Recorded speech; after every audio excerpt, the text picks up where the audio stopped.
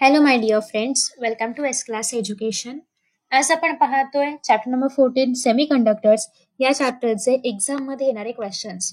So let us start. Introduction पूर्ण आपण skip करतो ॲज युजल.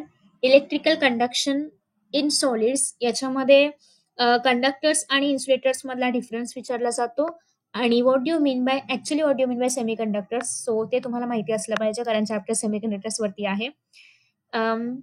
असे ऍज सच कुठलाही याचा मला क्वेश्चन नाहीयेत, फक्त यू शुड नो की सेमी कंडक्टर काय आहे, कंडक्टर काय आहे, इन्सुलेटर काय आहे, आलाच एखादा क्वेश्चन तर लिहिता आलं पाहिजे. सो सेमी कंडक्टर्स मध्ये टेम्परेचर मुळे कशा प्रकारे बदल होतो किंवा त्याच्या कंडक्टिव्हिटी मध्ये कसा बदल होतो हे एक्झाम मध्ये विचारलं जातं. त्याच्यानंतर हे जे टाइप्स ऑफ सेमी कंडक्टर्स आहेत हे तुम्ही स्किप करू शकता. Band theory of solids a brief introduction. तर याच्यामध्ये बघा कुठे गेलं. सो हे जे basically energy bands for a typical solid, energy bands in sodium वगैरे आहे. तर तुम्हाला कंडक्शन बँड कुठला आहे, बॅलन्स बँड कुठला आहे हे माहिती पाहिजे आणि याच्या अकॉर्डिंगली तुम्ही स्वतःचा आन्सर बनवू शकता. हे 3 जे डायग्राम्स आहेत ते एक्सप्लेन करण्यासाठी तुम्ही स्वतःचा आन्सर बनवा की सेमी कंडक्टर्स मध्ये कशा पद्धतीने यांचे अरेंजमेंट आहे, कंडक्टर्स मध्ये कसं आहे आणि जे काही नॉन कंडक्टर्स किंवा इन्सुलेटर्स मध्ये कसं आहे. तर हे फक्त अरेंजमेंट स्वतःच्या शब्दांमध्ये एक्सप्लेन करण्याचा ट्राय करा. ही सगळी सायंटिफिक लँग्वेज नसली तरी पण चालेल, पण हे तुम्हाला स्वतःहून एक्सप्लेन करता आलं पाहिजे की इन केस ऑफ मेटल्स काय आहे, इन केस ऑफ इन्सुलेटर्स काय आहे.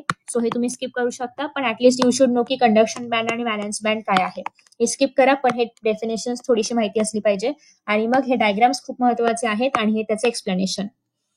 त्यानंतर what do mean by intrinsic semiconductors आणि एक्सट्रिन्सिक सेमीकंडक्टर्स. अगेन इम्पॉर्टंट पार्ट आहे. याच्यामध्ये डिफरन्स बिटवीन पण येऊ शकतं, थेरोटिकली डिफाईन लिहिण्यासाठी, शॉर्ट नोटसाठी पण येऊ शकतं.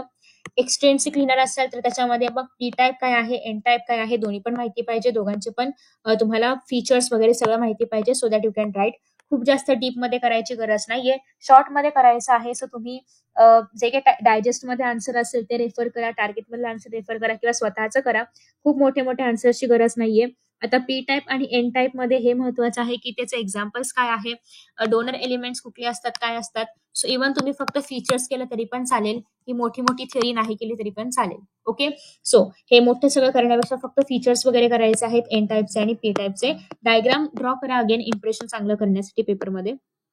सो पी टाईपचे पण अगेन फक्त हे जे फीचर्स आहेत तर ते करायचे आहेत, डायग्राम्स मात्र तुम्ही कंटिन्यू करू शकता.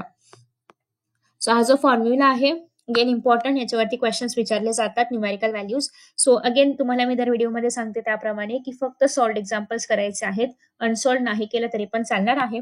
फक्त सॉल्ड एक्झाम्पल्स नीट करा, एक्झाम मध्ये तेच विचारलं जातं. हा ग्रीन बॉक्स स्किप करू शकता, हे 2 न्यूमेरिकल करायचे आहेत. पीएन जंक्शन अतिशय इम्पॉर्टंट पार्ट आहे, डायग्राम काढायचा आहे, डेफिनेशन करायचं आहे. पीएन जंक्शनचं यूज काय आहे, ऍक्च्युअली कसं असतं हे खूप मोठं दिलंय तुमच्या बुकमध्ये, बट तुम्हाला त्याला शॉर्टमध्ये करून लिहायचं आहे की इन शॉर्ट पीएन जंक्शन मध्ये काय काय होतं, कुठून कुठे निगेटिव्ह चार्ज जातात, पॉझिटिव्ह कुठून कुठे जातात हे तुम्हाला करायचं आहे. मग ते पॉझिटिव्ह फॉरवर्ड बायस आहे की बायसिंग मध्ये मग ते फॉरवर्ड बायस आहे की रिव्हर्स बायस आहे हे पण तुम्हाला थोडक्यात लिहायचं आहे, खूप मोठं लिहायची गरज नाहीये. ठीक आहे. त्याच्यानंतर डायोड मध्ये मोस्टली तुम्हाला फॉरवर्ड बायस आणि रिव्हर्स बायस साठी हे ग्राफ वगैरे आलं पाहिजे, बाकी खूप जास्त डीप मध्ये करायची गरज नाहीये. हे सगळं तुम्ही स्किप करू शकता, हे पण तुम्ही स्किप करू शकता.